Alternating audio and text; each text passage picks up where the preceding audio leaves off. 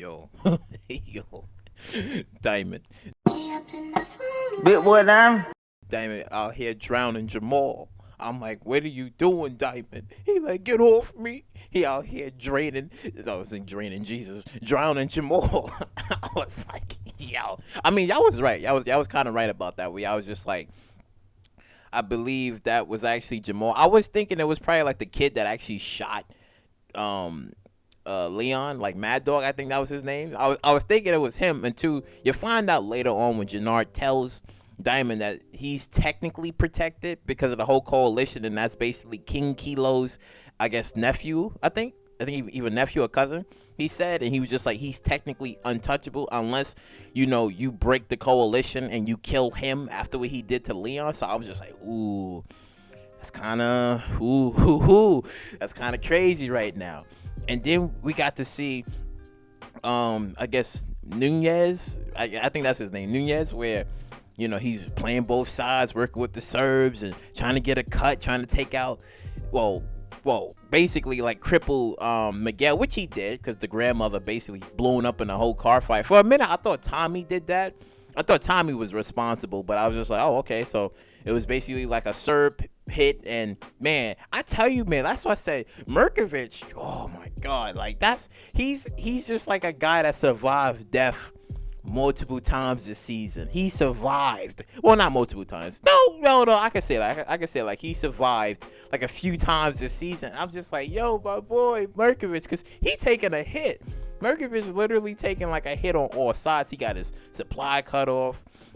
I mean, he's actually doing business with, I guess a guy from Detroit. I guess they're Cartel over there, so they're gonna be doing business. But it was through to Claudia, like talking with him and basically trying to like smooth over the deal. And as we seen like later on, where like Claudia and her female partner was basically talking, and not talking, but it was like they was all together, like her, Shanti, and it was all together, and they was talking, and they was just saying like, okay, how you gonna get the money? And then that's when she basically got the money up front, and that's when it was just like, all right, we can get this together. And as we seen, she basically confessed her love to her at the end. Well, not at the end, but basically confessed her love to her, like, yeah, she loved her and this and that.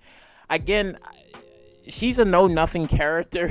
That's why I can't even remember her name at this point. She's like a know-nothing character. So I'm like, I think Tommy might get his revenge and probably might, if he finds out about it, I think he might kill her. I don't know, because she's like a know-nothing character. I just see Shanti and Claudia. I just see those two because they got something. Because, Shanti and Jenard, they still, trying to come up with some sort of plan on killing Tommy and I guess, stealing CBI from Diamond.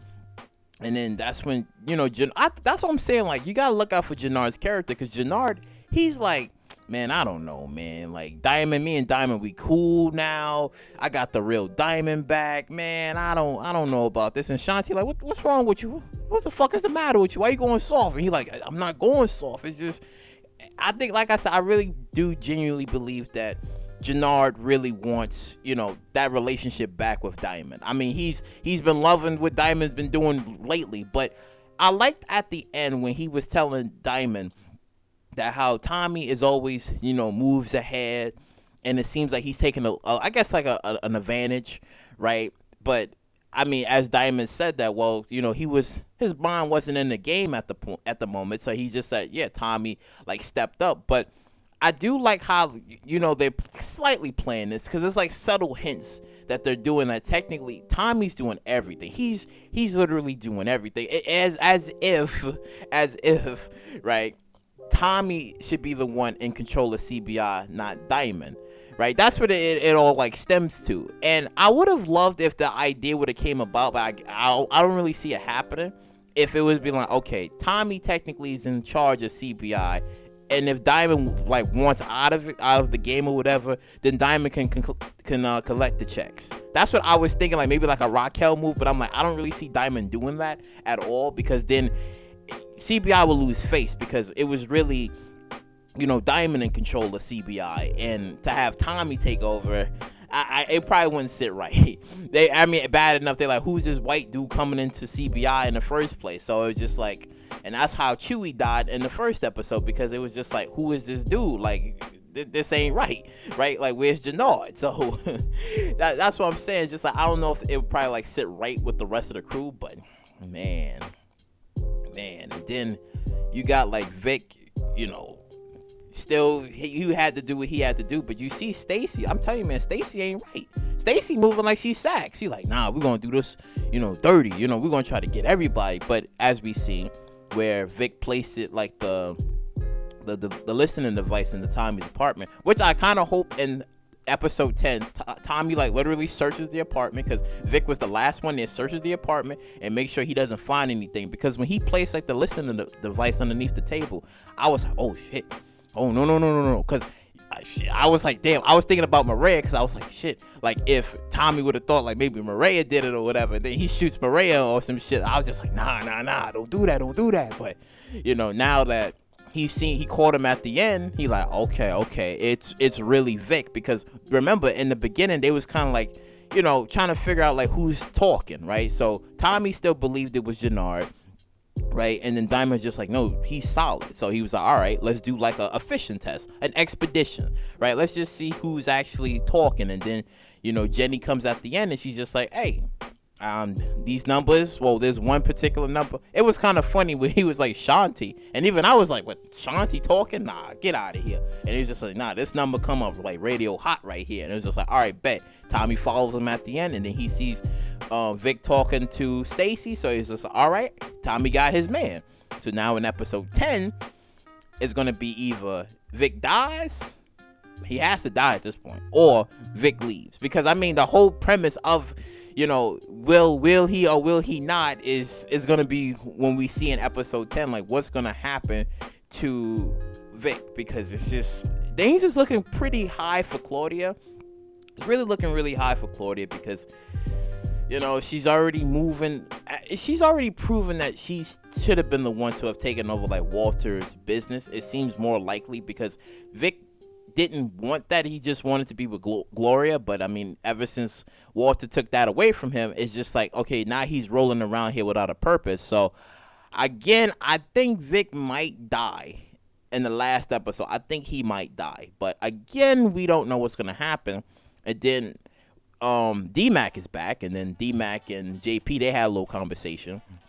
And next thing you know, JP was just like, no, D-Mac was like, oh yeah, it's your fault, this and that. But I'm like, but you killed the cop, my guy. So I'm like, how did you forget all that? So I don't know what's going to happen there, because I'm like, you can't be returning, and things is kind of like radio hot right now. But it's good that technically, even though that happened, it's not going to implement anything like, oh, like D-Mac was involved. Well, he still is involved, but like at a small red herring, because right now there hasn't been any like sort of police investigation about Bennigan, which is funny, because I'm like, you see when they showed up for Diamond, where they was just like, oh, what happened to your parole officer? He was last spotted here. And which Jenard showed up and covered for him and was just like, no, I was the one. I was here, this and that or whatever. I can confirm his alibi and his story. They was just like, all right. At the end, he did get the clearance of he's a free man now. But I was just like, yo, like,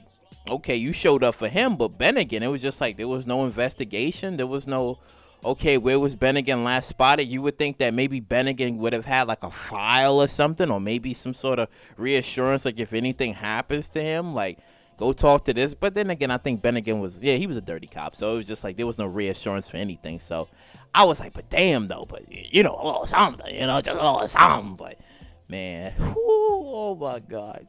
The way Tommy made Miguel look stupid in front of Chet, he made him look stupid. He said, nah, this is your man right here. He the one that did that shit. And Chet like, how this nigga, he said, how this dude basically got the info and you didn't. But Miguel ain't stupid. Come on now. Miguel, even though Miguel was talking to Diamond, he like, how much do you really need him? Again, more seeds being planted in. Like, how much do you really need him? Like, do you really need Tommy? Really? Do you really need him?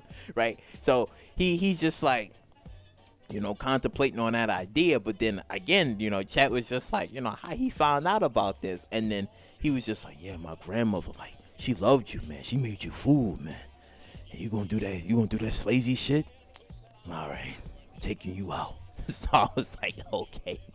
But I don't know what's gonna happen now because Miguel, I'm telling you, Miguel is stupid. He know what Tommy doing. Tommy literally self-sabotaging. He like, yeah, he has all the answers. Tommy know all this. He's gonna know something's up, and he gonna be like, nah. I mean, despite Mireya choosing Tommy and even telling, like, saying in her sleep that she loved Tommy, I mean, it could still kind of change because it's like he's still her brother unless some crazy shit happens. But I mean, I don't know. Like, I like how Mireya's choosing Tommy, but it's just, you never know. And I do like how Tommy sort of explained about the whole Lakeisha stuff. He didn't really go into detail about how who really did it, but it was just like, yeah, he was gonna marry her and she died and that's it.